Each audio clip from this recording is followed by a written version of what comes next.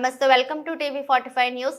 Nellore Apollo speciality హాస్పిటల్లో 100కి పైగా kidney మార్పిడి శస్త్రచికిత్సలను విజయవంతంగా నిర్వహించామని, వారంతా పూర్తి ఆరోగ్యంగా జీవిస్తున్నారని Apollo hospital director medical services doctor Sriram Satish, nephrology విభాగాధిపతి doctor AK Chakravarthy, nephrology doctor B Mastan Vali వెల్లడించారు. ప్రపంచ కిడ్నీ దినోత్సవం సందర్భంగా హాస్పిటల్లో మీడియా సమావేశం నిర్వహించి మాట్లాడారు.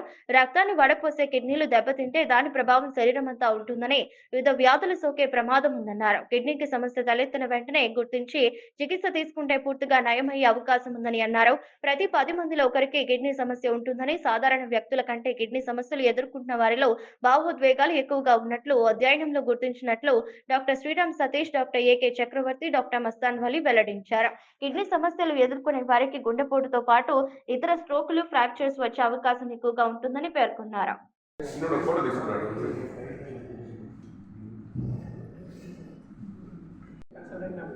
Apollo hospital Nellore. సో ప్రధానంగా సార్ చెప్పినట్టు దాంతోపాటు అంటే బీపీ, షుగరు, ఉపకాయం, దీంతో పాటు మన కిడ్నీలో ఏదైనా నీటి బుడగలు రావడం, దీనివల్ల కూడా కిడ్నీ ప్రాబ్లం వస్తుంది. ఇంకొకటి రీసెంట్గా మనం చూసినట్లయితే ఫేషియల్ క్రీమ్స్, ఎక్కువ మంది ఫేషియల్ క్రీమ్స్ వాడడం వల్ల కానీ, లేదా ఎయిర్ టైకనింగ్ ఏజెంట్స్ కానీ ఇట్లా వాడడంలో కానీ ఎండాకాలం వస్తుంది. సో మన రైతులు కానీ, లేదా బ్రిక్ వర్కర్స్ కానీ, సిమెంట్ తయారు చేసే వాళ్ళు కానీ హీట్కి ఎక్కువ ఎక్స్పోజ్ కావడం వల్ల కూడా కిడ్నీకి డ్యామేజ్ అయ్యేదానికి అవకాశం ఉంటుంది. సో మెయిన్గా ఈ వచ్చే ఎండల్లో కొద్ది వరకు ఎక్కువ నీడలో ఉండడం కానీ, మంచిగా వాటర్ తీసుకోవడం కానీ, నెక్స్ట్ తర్వాత ఈ ఫేషియల్ క్రీమ్స్ కానీ మిగతా ఏదైతే నాన్ మెడికల్ ఉంటాయో అవన్నీ కంప్లీట్గా అవాయిడ్ చేస్తే మనం కిడ్నీ ప్రాబ్లమ్ని నివారించవచ్చు. మెయిన్గా ఈ కారణాలతో పాటు మనం మెయిన్గా నివారణ మార్గాలు ఏమంటే బీపీని అయితే కంట్రోల్లో పెట్టుకోవాల్సి ఉంటుంది, షుగర్ను కంట్రోల్ పెట్టుకోవాల్సి ఉంటుంది. తర్వాత ఫిట్ అంటే మనం వ్యాయామం అట్లీస్ట్ రోజుకి ఒక 30 to 45 మినిట్స్ వ్యాయామం కంపల్సరీగా చేయాల్సి ఉంటుంది. తర్వాత వచ్చేసి over counter the medications, pain killers కానీ ఏవైనా డాక్టర్ ప్రిస్క్రిప్షన్స్ లేకుండా మెడికేషన్స్ తీసుకోకూడదు. తర్వాత వచ్చేసి స్మోకింగ్, ఆల్కహాల్ కంప్లీట్గా అవాయిడ్ చేయాలి. కొలెస్ట్రాల్ లెవెల్ను మనం కంట్రోల్లో పెట్టుకోవాలి. ఈ జాగ్రత్తలు తీసుకుంటే మన కిడ్నీని కొద్ది వరకు మనం నివారణ చేయొచ్చు. ఈ స్క్రీనింగ్ ప్రోగ్రామ్కి కిడ్నీని తొలి దశలో మనం గుర్తించడానికి ఈ కంప్లీట్ యూరిన్ ఎగ్జామినేషన్ కానీ, క్రియాటిన్ కానీ, అల్ట్రాసౌండ్ అనేది కానీ మనం ఇక్కడ అపోలో హాస్పిటల్లో తక్కువ ధరతోనే మనం స్క్రీనింగ్ చేస్తున్నాము. అదందరూ ప్రజలందరూ వినియోగించగలుగుతుందా కోరుతున్నాను. ఈరోజు తెలిసిందే, ఈరోజు వరల్డ్ కిడ్నీ డే సెలబ్రేట్ చేస్తున్నాము. అంటే మనకి ప్రతి ఇయర్ ఇది సెలబ్రేట్ చేయడానికి ఏంటంటే మెయిన్ రీజన్ ప్రజల్లో అవేర్నెస్, కిడ్నీ జబ్బు వ్యాధుల గురించి అవేర్నెస్ తీసుకురావడం గురించి. ఈసారి మెయిన్గా ప్రివెన్షన్ అంటే అర్లీ డిటెక్షన్ మీద ఎక్కువ ఎంఫసిస్ చేసింది. ఈ సంవత్సరం అవుతుంది అర్లీ డిటెక్షన్. మనందరికీ తెలిసిందే, ఏ జబ్బైనా సరే తొలి దశలో కనుక్కుంటే డెఫినెట్గా దాన్ని ఫర్దర్ డ్యామేజ్ కాకుండా మనం ట్రీట్మెంట్ ఇస్తే లాంగ్ రన్ ఫర్దర్ డ్యామేజ్ కాకుండా ఉంటుంది. కిడ్నీ డిసీజెస్లో కూడా సేమ్ వర్తిస్తుంది. అండ్ ముఖ్యంగా కిడ్నీ డిసీజెస్ దురదృష్టం ఏంటంటే చాలామందికి మనకి లాస్ట్లో ముదిరిపోయే వరకు జబ్బు లక్షణాలు చాలామందికి తెలియదు. మిగతా గుండె జబ్బుల్లాగా లేకపోతే నరాల జబ్బుల్లాగా లక్షణాలు అనేవి తొలి దశలో తెలియదు. అందుకని మనం స్పెసిఫిక్గా స్క్రీనింగ్ అని చేస్తే తప్పితే కిడ్నీ జబ్బులు బయటపడదు.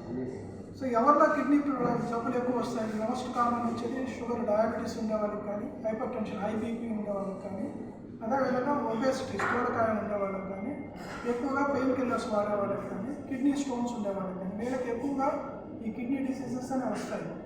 సో డయాబెటీస్లో మనం తెలుసుకోవాల్సింది ఏంటంటే ప్రతి 3 డయాబెటిక్ పేషెంట్లో ఒకరికి కిడ్నీ ప్రాబ్లం వచ్చే అవకాశం ఉంటుంది. అది వెరీ ఎర్లీ డిటెక్షన్. మనం యూరిన్లో ఒక మైక్రో ఆల్బుమిన్ అని ఒక టెస్ట్ చేసినప్పుడు మాత్రమే బయటపడుతుంది.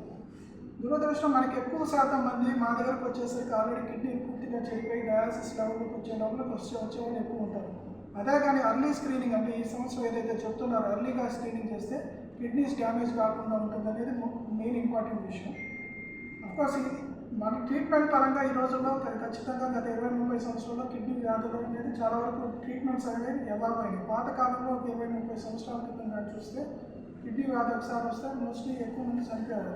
కానీ ఈ రోజుల్లో వచ్చిన లేటెస్ట్ ట్రీట్మెంట్స్తో, అది డయాలసిస్లో కానీ లేటెస్ట్ ట్రీట్మెంట్స్ కానివ్వండి, ఈవెన్ ట్రాన్స్ప్లాంట్స్లో కానీ మనకి లేటెస్ట్ అడ్వాన్స్ ట్రీట్మెంట్స్ వచ్చిన వల్ల వీళ్ళు ఆల్మోస్ట్ నార్మల్ పీపుల్ లాగా రేబిలిటీ బతుకుతున్నారు. వాస్తవంగా చెప్పాలంటే మన దగ్గర చేసిన ట్రాన్స్ప్లాంట్స్లోనే కొంతమంది పిల్లలు ఐఐటీలో సీట్ వచ్చిన వాళ్ళు కానీ, లేకపోతే సిఏ ఎగ్జామ్లో ఆల్ ఇండియా ర్యాంక్స్ వచ్చిన వాళ్ళు కానీ ఉన్నారు. సో డెఫినెట్గా they are living a very good quality of life. But ఏదైనా సరే జబ్బు ముదిరిపోయి ఆ తర్వాత ట్రీట్మెంట్ తీసుకునే దానికంటే ఈ సంవత్సరం థీమ్ ప్రకారం ఎవరైతే హై రిస్క్ పాపులేషన్ అంటే నేను ఇందాక ఇదివరకు చెప్పినట్టు డయాబెటీస్, హైపర్ టెన్షన్, ఒబేసిటీ ఉన్న వాళ్ళు అర్లీగా స్క్రీన్ చేసుకొని ఆ జబ్బును అనేది పెరగకుండా చూసుకోవడం చాలా ఇంపార్టెంట్. ఈరోజు వరల్డ్ కిడ్నీ డే సందర్భంగా department of nephro sciences Apollo speciality hospital తరఫున ఈ ప్రెస్ మీట్కి మెయిన్ ఉద్దేశం ఏంటి అంటే రీసెంట్గానే మీకు తెలిసింటుంది కదా 10 years Apollo speciality hospital Nellore start అయ్యి 10 years అయింది. ఈ సందర్భంగా మీ అందరితో నేను మాట్లాడాను. ఈ 10 years జర్నీలో అంతకుముందు నెఫ్రాలజీ డిపార్ట్మెంట్లో ఎట్లా ఎవాల్వ్ అయింది, ఎట్లా నూతన టెక్నిక్స్ అన్నీ తీసుకొని వచ్చింది అనేసి నేను ఈ 10 years జర్నీ మీకు కొంచెం క్లుప్తంగా చెప్పదలుచుకున్నాను. డాక్టర్ చక్రవర్తి గారు డిఎన్బి నెఫ్రాలజీ మెయిన్ హాస్పిటల్ అపోలోలో ట్రైనింగ్ అయిన తర్వాత ఎంఆర్సిపి లండన్లో 3 years స్పెషాలిటీ ట్రైనింగ్ లండన్లో అయిన తర్వాత నెల్లూరుకు వచ్చి డయాలసిస్ స్టార్ట్ చేస్తూ ట్రాన్స్ప్లాంటేషన్ చేస్తూ ఈ క్రమక్రమంగా కొత్త టెక్నిక్స్ కూడా హీమోడయాఫిల్ట్రేషన్ కూడా ఒక 1 year నుంచి నెల్లూరులో రెగ్యులర్గా చేయడం, ఎప్పుడో చేయడం కాకుండా రెగ్యులర్గా ఇప్పుడు ప్రస్తుతానికి ఎంతమంది పేషెంట్స్ ఉన్నారు మనకి 16 పేషెంట్స్ హీమోడయాఫిల్ట్రేషన్. అంటే మీకు నేను ఏంటంటే ఆ హీమోడయాఫిల్ట్రేషన్ వల్ల ఏం ఉపయోగాలు ఉన్నారో డాక్టర్ చక్రవర్తి గారు, మస్తాన్ గారు మీకు క్లియర్గా ఎక్స్ప్లెయిన్ చేస్తారు. ఇంకొక హ్యాపీ న్యూస్ నేను మీతో షేర్ చేసుకునేది ఏంటంటే రీసెంట్గా 100 రీనల్ ట్రాన్స్ప్లాంటేషన్ కూడా మేము దాటాము. నెంబర్ ఇంపార్టెంట్ కాదు, మీరు 5 years సర్వైవల్ తీసుకుంటే పెద్ద పెద్ద institutes like on par with western ఇన్స్టిట్యూట్స్తో మన 5 years సర్వైవల్ అంటే రీనల్ ట్రాన్స్ప్లాంటేషన్ అయిన తర్వాత 5 ఏళ్ల తర్వాత కూడా సక్సెస్ఫుల్గా క్వాలిటీ ఆఫ్ లైఫ్ లీడ్ చేస్తుండేది.